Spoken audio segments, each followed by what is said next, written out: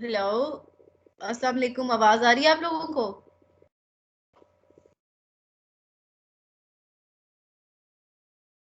जी ma'am. अच्छा, आप लोग क्वेश्चन सॉल्व कर रहे हो? 3 सेक्शंस हो गए हैं आप लोगों के।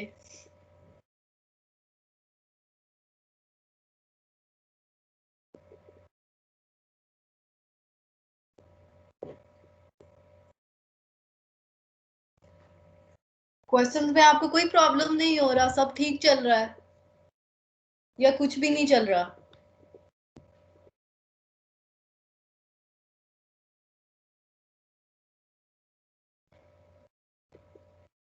कुछ कुछ चल रहा है मैम। कहाँ तक चल रहा है? कितने सेक्शन किए हैं?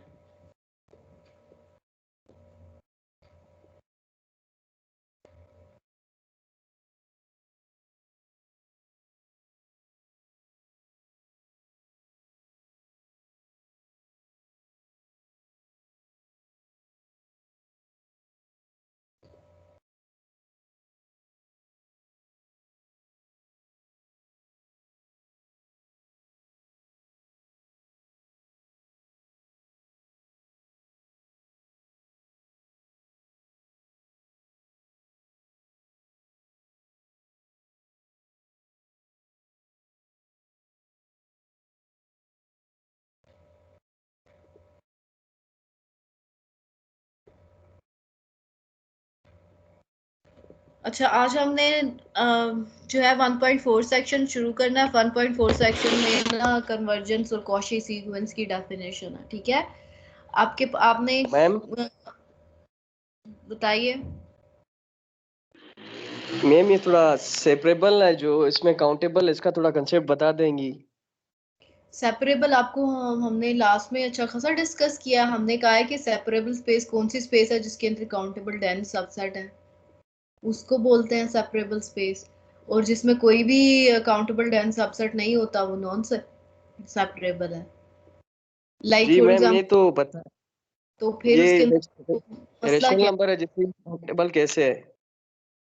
क्या चीज?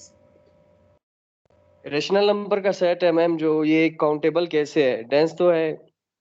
ये काउंटेबल होता है ना, ये आपने सेट थ्योरी में पढ़ा होगा कि वो जो सेट ऑफ रैशनल नंबर्स हैं वो काउंटेबल हैं। जिस तरह एन, एन जो है काउंटेबल क्या है? या तो वो फाइनाइट हो सेट, या फिर उसको उसकी कार्डिनैलिटी एन के इक्वल हो। ये तो सेट थ्योरी में आपने नहीं पढ़ा हुआ? सेट थ्योरी या आई गेस टोपोलॉजी वगैरह समथिंग उसमें आता है ये। देखो, जो आपके पास दो तरह के सेट्स होते हैं ना, उसकी कार्डिनैलिटी होती है कि कुछ की कार्डिनैलिटी काउंटेबल है, कुछ की कार्डिनैलिटी अनकाउंटेबल है। जो काउंटेबल है या तो वो फाइनाइट होते हैं, या तो उनकी कार्डिनैलिटी इक्विवेलेंट टू एन होती है, नेचुरल नंबर्स, यानी वो गिने जा सकते हैं।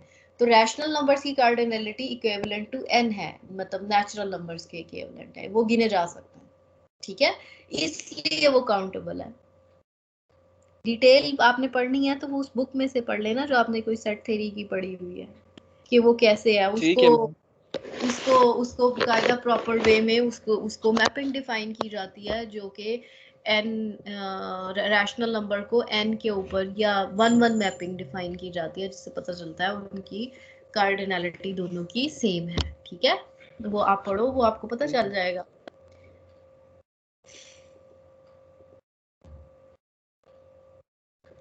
ठीक है, a sequence xn in a metric space is said to converge, or it is convergent if there is an element in x so that x and x is equal to 0। देखो, हम कहते हैं कि सीक्वेंस x को converge तब करता है जब उसका लिमिटिंग डिस्टेंस जो है x से 0 हो जाए। यानी जैसे जैसे आप इन्फिनिटी को अप्रोच करते जाओ, xn और x का डिस्टेंस आपस में ज्योमेट्रिकली हमने कहा था ना कि जो आपके पास एक्स है, लिमिट होगी सीक्वेंस एक्स एन की, वो कैसे होगी? वो इसी तरह ही होगी ना कि जब infinitely many points as a cluster उस पॉइंट के गिर्द इकट्ठे हो जाएंगे, तो हम उस पॉइंट को बोलेंगे कि वो पॉइंट जो है वो लिमिट है उस सीक्वेंस की, ठीक है? फाइनाइट नहीं, जैसे फॉर एग्जांपल आपने 1/n सीक्वेंस का देखा था, खुद तो जीरो के गिर्द उसका क्लस्टर था टर्म्स का, सारी जीरो के गिर्द इकट्ठी हुई थी except for finite number of terms के। पहले टर्म उसकी 1 है, दूसरी 1/2 है, वो दूर है। लेकिन जैसे जैसे आप जीरो के करीब जाते चले जाते हैं, डिस्टेंस जो है वो टर्म्स का जीरो से वो कम होता चला जाता है ना, है ना। वो जैसे जैसे आप जो है वो एन को बढ़ाते चले जाते हैं तो टर्म्स जो है वो और करीब होना शुरू हो जाती हैं लिमिट के। तो ये उसी को उसने कहा हुआ है कि limit n approaches to infinity d x N x is equal to 0। x is called the limit of xn, and we write limit n approaches to infinity xn is equal to x, or simply xn is equal to x.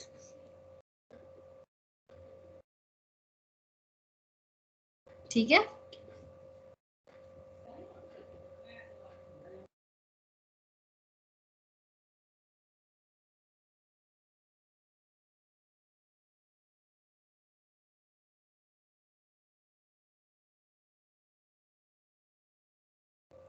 We say that xn converges to x or has the limit x. अच्छा अब देखो, अब आपने इसको थोड़ा सा analyse करना है। जो डी एक्स एन एक्स है बेसिकली वो क्या है? D x N x basically जो है ये रियल नंबर्स हैं। रियल नंबर्स ही है ना। डी कहाँ पे जा रहा है? मीट्रिक। मीट्रिक क्या है? डिस्टेंस बता रहा है एक्स एन का एक्स है, जो कि एक रियल नंबर है, पॉजिटिव रियल नंबर है। तो अब अगर आप कह रहे हो कि लिमिट इक्वल टू 0 है, यानी ये जो लिमिट है इक्वल टू 0 है, तो इसका मतलब रियल नंबर्स की ये लिमिट इक्वल टू 0 है। ठीक है। तो जब रियल नंबर्स की लिमिट इक्वल टू 0 है तो वो हमें पता है कि A N is equal to D x N X, जो आपके पास जो सीक्वेंस है इसकी लिमिट 0 है।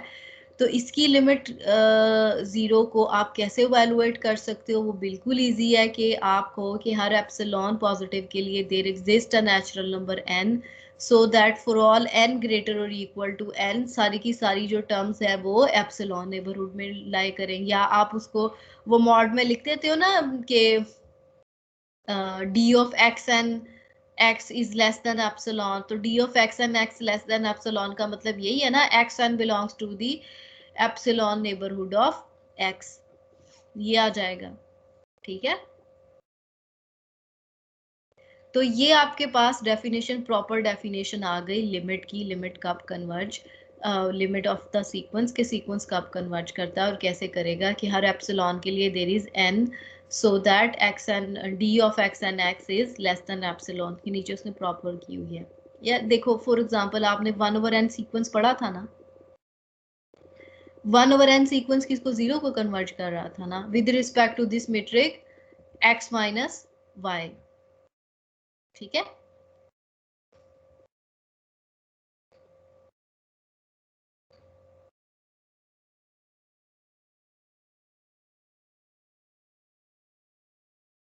ठीक हो गया। अब हमने जो है वो मीट्रिक में कन्वर्जेंस की डेफिनेशन पढ़ लिया। कन्वर्जेंस सिंपल ये है कि ये जो सीक्वेंस ऑफ रियल नंबर्स है ये 0 को कन्वर्ज करे, किसका? डिस्टेंसेस का, D of x and x का। और आगे इसको आप एप्सिलॉन एंड डेफिनेशन से खोल सकते हो। एप्सिलॉन एंड डेफिनेशन में आप कह सकते हो हर एप्सिलॉन के लिए there exist a natural number and so that terms belongs to this epsilon neighborhood, या d of x n x would be less than epsilon। देखो अगर x n इस एप्सिलॉन नेबरहुड से बिलोंग कर रहा है तो इसका क्या मतलब है? d of x n x is less than epsilon। ठीक है।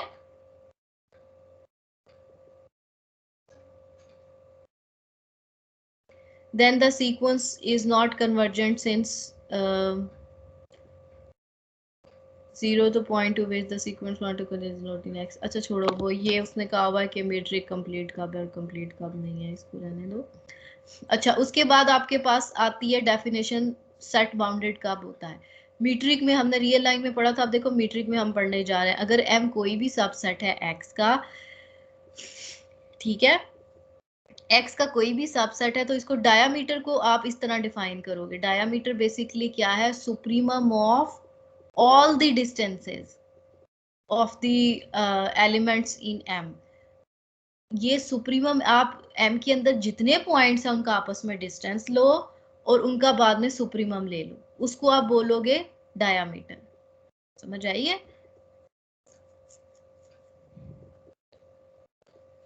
डायामीटर आप किसको कह रहे हो कि आप सेट के तमाम पॉइंट्स लो और उनका आप डिस्टेंसेस लेते चले जाओ। जब आप उसके डिस्टेंसेस लेते चले जाओगे तो फिर आप उसका सुप्रीमम ले लो, ये आपके पास डायामीटर आ जाएगा। ठीक है,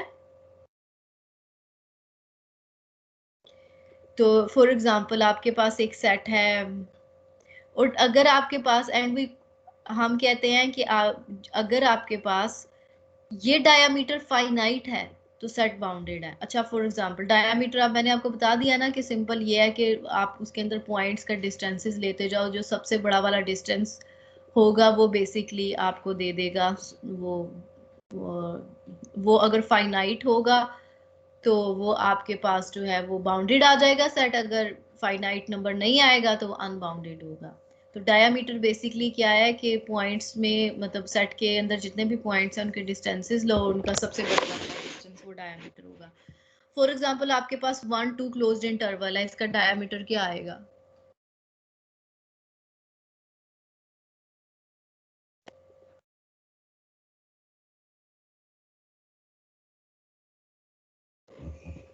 क्या आएगा? 1 2 क्लोज्ड इंटरवल है, उसका डायामीटर क्या आएगा?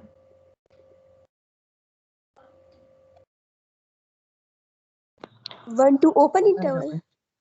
Closed interval.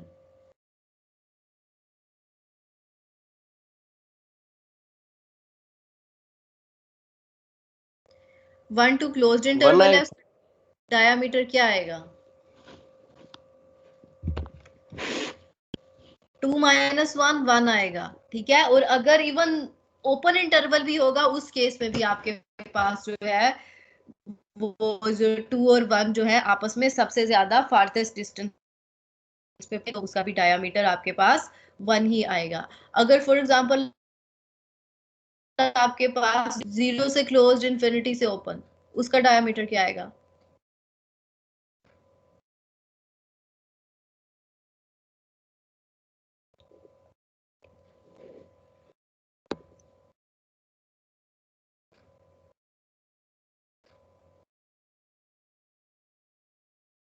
जीरो से इंफिनिटी है तो उसका डायामीटर क्या आएगा आपके पास? क्या हो गया है? सुन रहे हो या सारे सो रहे हो? हेलो? सुन रहा हूँ मैम। तो 1 से इंफिनिटी का क्या आएगा, या 0 से इंफिनिटी का डायमीटर क्या आएगा?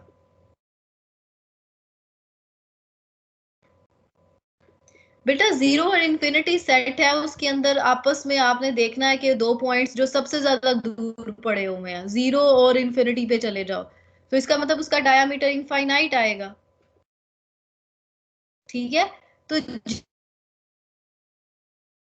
जब भी डायमीटर इनफाइनाइट होगा, जब भी डायमीटर फाइन बाउंडेड होगा।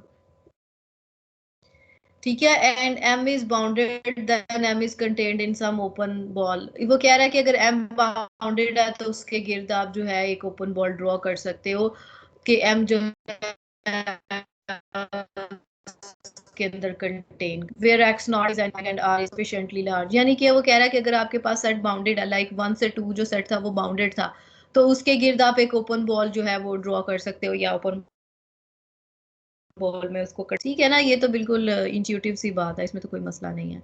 अच्छा, उसके बाद एक्स डी बी या metric space, then a convergent sequence in x is bounded and its limit is unique. देखो हमने लिमिट की जो डेफिनेशन पढ़ी है ना ज्योमेट्रिकली, वो क्या है कि लिमिट बेसिकली वो पॉइंट होता है जिसके गिर्द जो है वो इनफाइनाइटली मैनी टर्म्स जो है सीक्वेंस की वो इकट्ठी हो जाती हैं।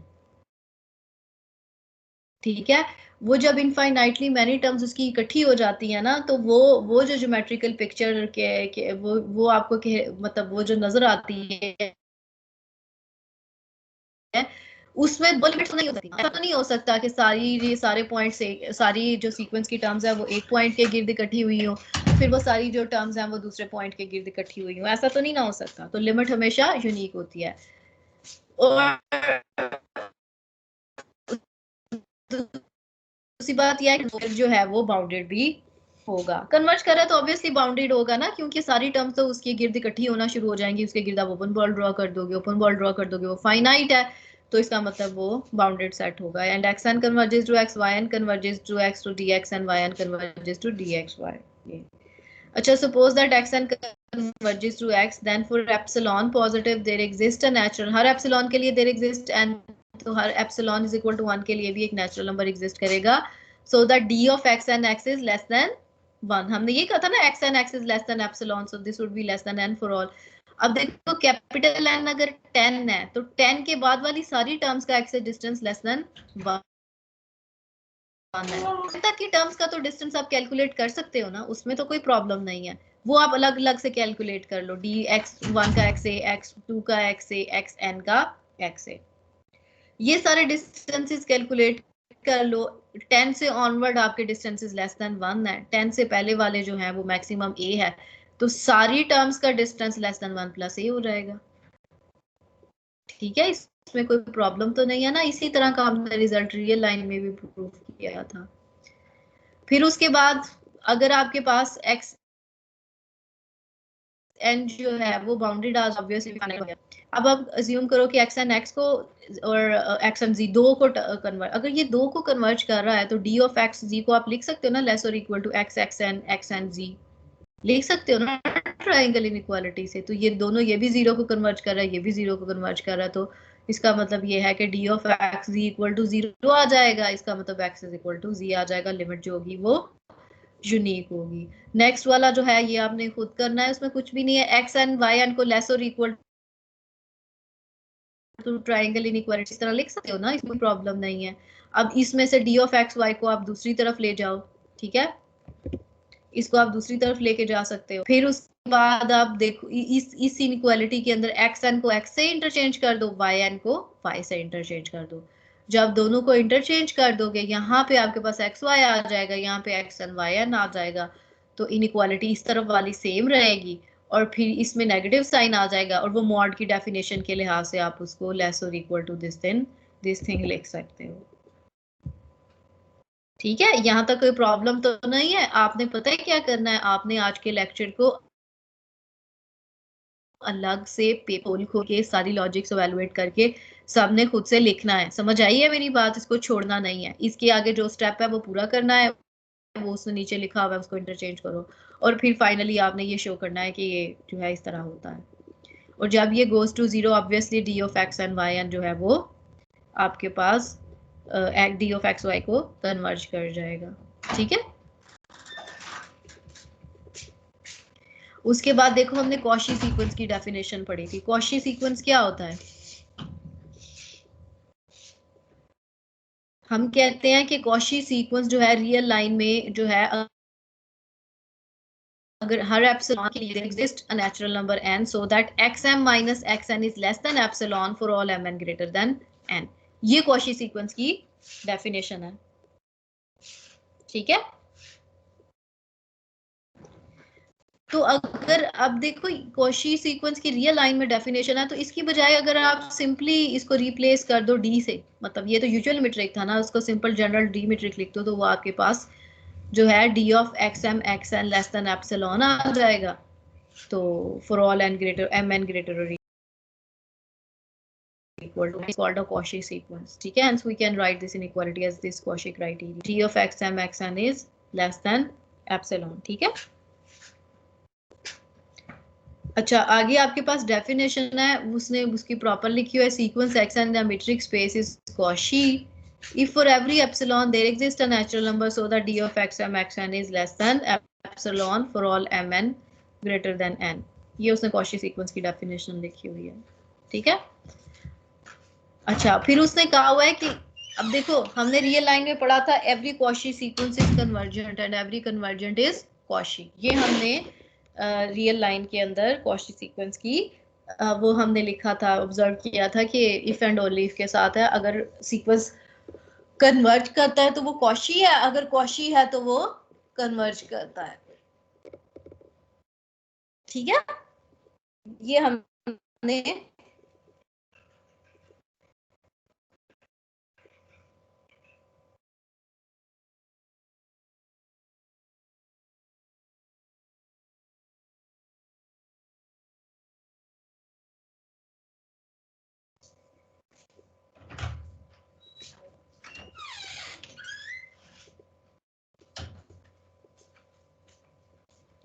ये हमने कॉशी सीक्वेंस की जो है वो डेफिनेशन के बाद हमने उसमें ये ऑब्जर्व किया था, every sequence is Cauchy, every convergent sequence is Cauchy and every Cauchy is convergent. लेकिन जनरली ये चीज ट्रू नहीं होती है।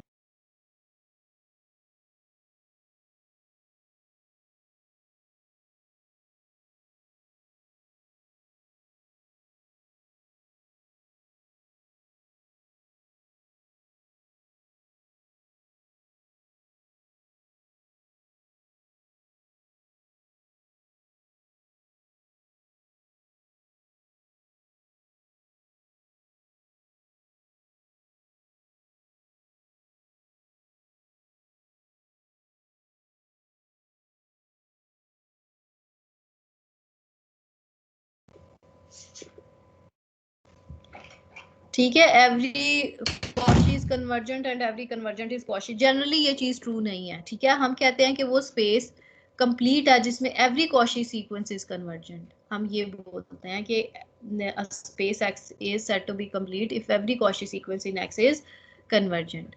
ठीक है, उसको कंप्लीट बोलते हैं। रियल लाइन वो कंप्लीट है। जरूरी नहीं है कि सारी जो है वो स्पेसेस कंप्लीट हो। वेल नोन रैशनल नंबर्स की जो स्पेस है वो इनकम्प्लीट है, क्योंकि इसके अंदर आप इजीली एक सीक्वेंस ऑफ रैशनल नंबर्स लिख सकते हो जो कि इसके अंदर इरेशनल को कन्वर्ट करे। तो इसका मतलब set of rational number is incomplete. उसके बाद आप देखो, आपके पास एक स्पेस है, एक्स इज इक्वल टू 0 से ओपन 1 से close, x n 1 over n इसके अंदर सीक्वेंस है। अब x n is equal to 1 over n जो सीक्वेंस है ये कॉशी सीक्वेंस है। इसको आप प्रूफ कर सकते हो, कॉशी हमने किया था कि ये रियल लाइन में, इसलिए ये कॉशी सीक्वेंस है। कन्वर्ज किसको करता है? जीरो को करता है। अब देखो ये जीरो कॉशी सीक्वेंस है, ये कन्वर्ज करता है, लेकिन लिमिट इसके अंदर नहीं है इसकी, क्योंकि जीरो से ये ओपन है, इसलिए ये स्पेस इनकम्प्लीट है।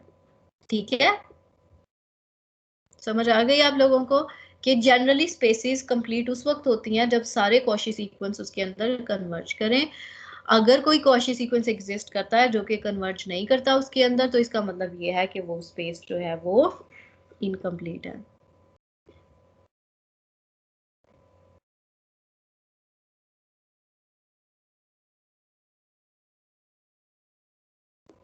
उसके बाद आपके पास है every convergent sequence in the metric space is Cauchy. This does make sense. देखो कॉशी सीक्वेंस कैसे हैं कि उसमें हम कह रहे हैं कि जैसे जैसे आप इन्फिनिटी के करीब चलते जाएं, एम एन जो टर्म्स है आपस में करीब आती चली जाएं। ठीक है, एक्स एम एक्स एन इस तरह की जितनी भी टर्म्स है वो आपस में करीब आती चली जाएं।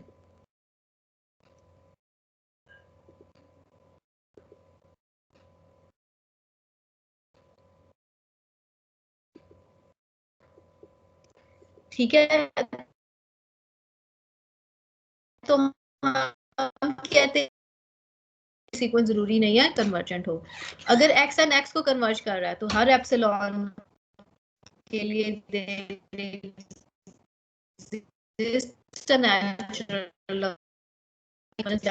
और अगर m भी ग्रेटर देन n है तो d of x m x भी लेस देन एप्सिलॉन ओवर 2 हो जाएगा। ठीक है, तो by triangle inequality d x m x n जो है लेस और equal to x m x है, एक्स एक्स एन है वो less than epsilon over 2 epsilon over 2 which is equal to epsilon. ठीक है, आ गया जो है वो कन्वर्ज करता है। कॉशी सीक्वेंस, कन्वर्जेंट सीक्वेंस जो है वो कॉशी आ गया आपके पास। ठीक है, तो अब हमने आज के लेक्चर में हमने देखा है कि देखो स्पेसिस कंप्लीट उस वक्त होती हैं जब हर कॉशी सीक्वेंस कन्वर्ज करता है, और इनकम्प्लीट तब होती हैं जब कोई एक कॉशी सीक्वेंस एग्जिस्ट करे उसके अंदर जो कि उसके अंदर कन्वर्ज ना करे। अब देखो ये वाला थ्योरम इंपॉर्टेंट है, let m be a non empty of a metric space s and m its closure. M closure हमने किसको बोला था? जल्दी से बताएं, एम क्लोजर हमने किसको?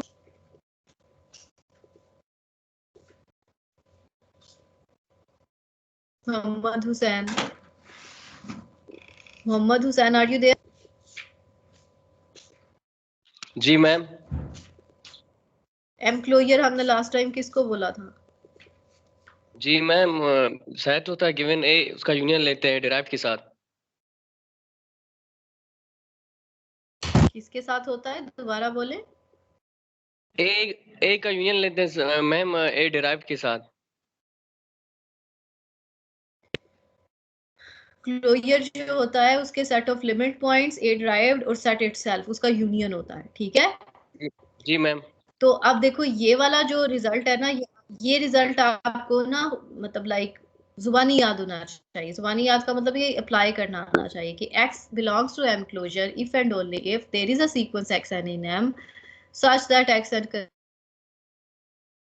converges to, so x belongs to m closure if and only if there is a sequence xn in m such that xn, अब देखो x हम कह रहे हैं कि m closure से बिलोंग करेगा, तो m एक सीक्वेंस होगा, सॉरी xn एक सीक्वेंस होगा m के अंदर जो कि x को कन्वर्ज कर रहा है। और अगर एक सीक्वेंस है सेट के अंदर जो कि x को कन्वर्ज कर रहा है, तो x लाजमी बात है कि उसके क्लोजर से बिलोंग करेगा। और b जो है वो a से फॉलो होता है कि m is closed if and only if xn in m x belongs to m implies x belongs to m। Low x अगर m क्लोजर से बिलोंग कर रहा है, if x belongs to m, ठीक है, तो देखो m क्लोजर से बिलोंग कर रहा है तो या तो वो m से बिलोंग करता है या वो m का लिमिट पॉइंट है। अगर वो m से बिलोंग कर रहा है तो ये constant sequence x x x x वो कन्वर्ज करेगा ना x को, आप ले सकते हैं, कोई मुजायका नहीं है, एक्यूमुलेशन पॉइंट है। और एक्यूमुलेशन पॉइंट का क्या मतलब है, एक्यूमुलेशन पॉइंट हमने उसी को बोला था ना लिमिट पॉइंट को, कि उस पॉइंट के गिर्द जब भी आप कोई नेबरहुड ड्रॉ करो या जब भी एप्सिलॉन नेबरहुड ड्रॉ करो उसमें m के पॉइंट्स आना शुरू हो जाए। तो अगर आप इसके गिर्द एक वन नेबरहुड की वो बॉल ड्रॉ करोगे तो x आ जाएगा m में, और गिर्द आप 1/2 नेबरहुड की ड्रॉ करोगे तो x2 आ जाएगा, 1/3 नेबरहुड की ड्रॉ करोगे तो मतलब नेबरहुड छोटी करते चले जाओ x के गिर्द, उसके अंदर जो है वो m के पॉइंट्स आना शुरू हो जाएंगे। और वो सारे पॉइंट्स चूंकि इस नेबरहुड से बिलोंग कर रहे हैं, ठीक है, आहिस्ता आहिस्ता नेबरहुड आप छोटी करते चले जा रहे हो, तो क्या होगा d of x n x जो होगा वो लेस देन 1/n हो जाएगा, और 1 कन्वर्जेस टू 0 है। तो इसका मतलब ये है कि वो सीक्वेंस जो है वो x को कन्वर्ज करता है।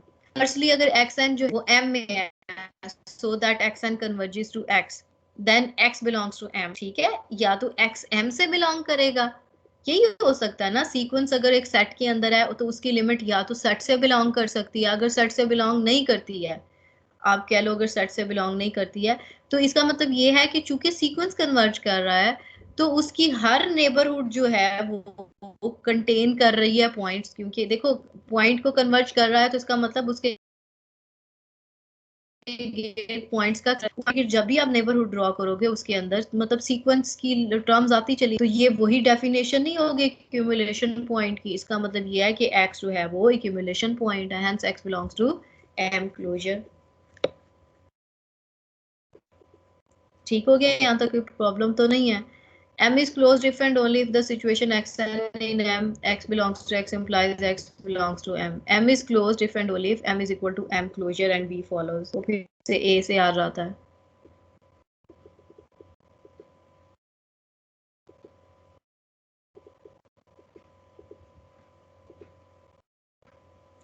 ठीक है, 1.4 के आगे 2 थ्योरम्स रह गए हैं, वो हम नेक्स्ट टाइम करेंगे। आपको मैंने ये लेक्चर 1.4.6 तक आपने सारे थ्योरम्स जो है खुद लिखने हैं, पेज पे लिखने हैं, और उसको अलग अलग से उसकी जो है उनकी लॉजिक्स जैसे जैसे मैंने इस लेक्चर में बताया उसको खोल के करते चले जाना है। ठीक है, समझ आ गई है आपको? हेलो,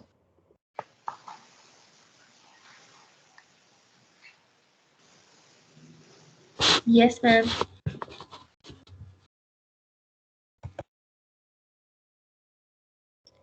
आप लोगों ने ये लेक्चर जो है खुद अब बनाने हैं, मैंने आपको अब बनाने के लिए लेक्चर्स दे रही हूँ। ये सारे के सारे जो हैं आपने लेक्चर्स खोल खोल के लिखने हैं और सारी लॉजिक्स को एवेलुएट करना है, और आपने किसी चीज को बीच में मिस नहीं करवाना। जहां पे आपको कोई प्रॉब्लम होगा आप इसमें पोस्ट कर सकते हैं क्वेश्चन, या हम जो है वो लेक्चर में आप मुझसे पूछ भी सकते हो, कोई मसला नहीं है। अभी तक आप ऐसे कुछ भी नहीं पूछ रहे हो ना, आप कोई क्वेश्चन सॉल्व कर रहे हो। 1.4 सेक्शन तक हमने पढ़ लिया है। ठीक है, अब नेक्स्ट सेक्शन आखिरी सेक्शन है, यहाँ तक आपका जो है सेशनल का सारा खत्म हो जाएगा। समझ आई है? लेकिन आप जो हो कुछ काम करना शुरू करो ना, कुछ दिखाओ, कुछ पूछो कि आपने कितने क्वेश्चंस कर लिए हैं, कितने रह गए हैं। बोले मैम 1.1 की एक्सरसाइज की I think so question number जो 1.11 है और 1.10 है वो नहीं थे हुए। सबसे नहीं हुआ 1.10 और 11?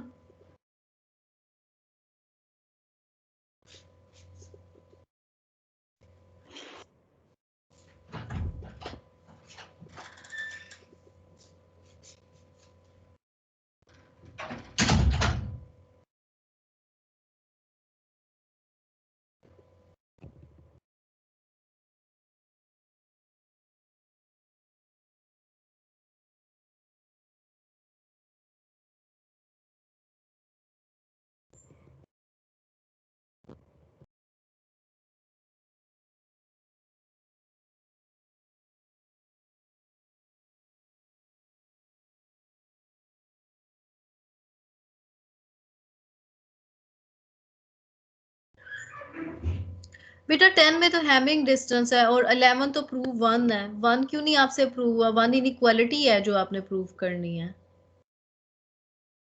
1 क्यों नहीं आपसे प्रूव हुई? मैम 1 कौन सी जो इसके पीछे एग्जांपल है वो प्रूफ करनी है? ये जो 1 इनइक्वालिटी है वो ये प्रूव करनी है, ये ट्राइंगल इनइक्वालिटी प्रूव करनी है। इसमें तो कोई मसला नहीं है, 2 के लिए हुई है, आप 3 के लिए कर लो, फिर 4 के लिए कर लो। और मैम वो जो हैमिंग सीक्वेंस है वो कैसे करना है? हैमिंग डिस्टेंस तो बेटा उसको आपने पढ़ा नहीं है, आपको वो समझ नहीं आया? हैमिंग डिस्टेंस तो 0 और 1 का डिस्टेंस है आपस में, और उस तरीके का वो डिस्क्रीट सेट आ जाता है आपके पास। उसमें तो कुछ भी ऐसा नहीं है। देखो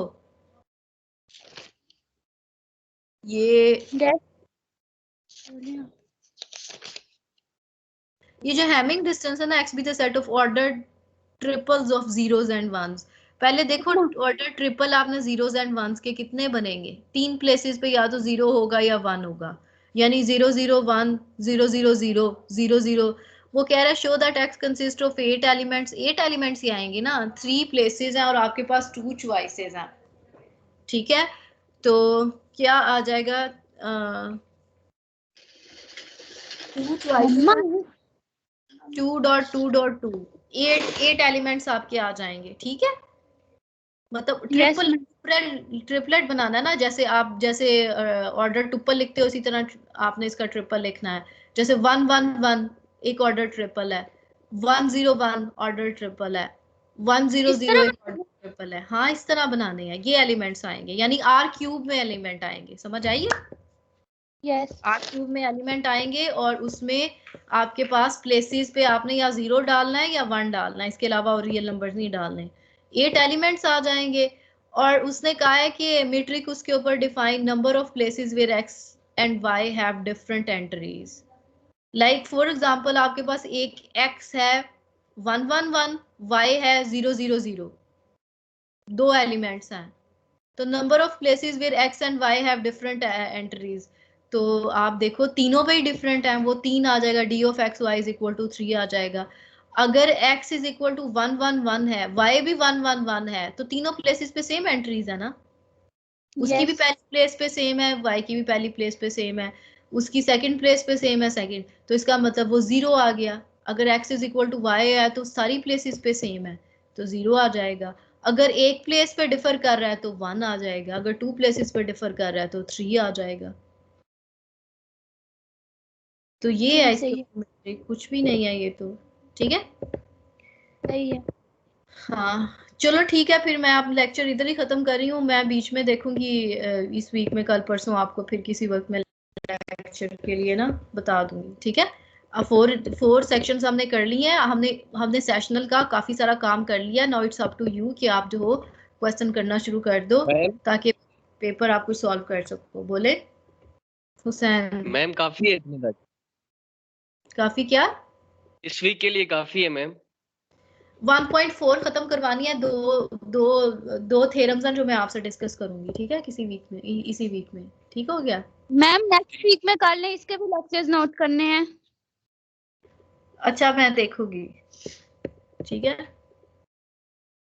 चलें ठीक है, आज का लेक्चर यही खत्म करते हैं। 4 सेक्शन है, आपने तैयार करना है, 5th तक आपका सेशनल आएगा। समझ आ गई है? पहला चैप्टर पूरा। तो आप खुद से तैयारी करना शुरू कर दो, क्वेश्चंस करो और मुझसे डिस्कस करना शुरू कर दो, मैं आपको हिंट्स देना शुरू कर दूंगी, ठीक है। तो अगर ऑनलाइन पेपर हुआ तो इसी तरह का पेपर होगा, मतलब लाइक क्वेश्चंस को थोड़ा सा डिफरेंट करके दिया जाएगा, और हो सकता है पेपर थोड़ा मल्टीवेरिएंट टाइप का हो, ठीक है। तो लेकिन आप पढ़ोगे तो फिर ही आप सॉल्व कर सकोगे, अगर आप नहीं पढ़ोगे तो ये नकल शक्ल मार के ये काम करने वाला ठीक नहीं है ये।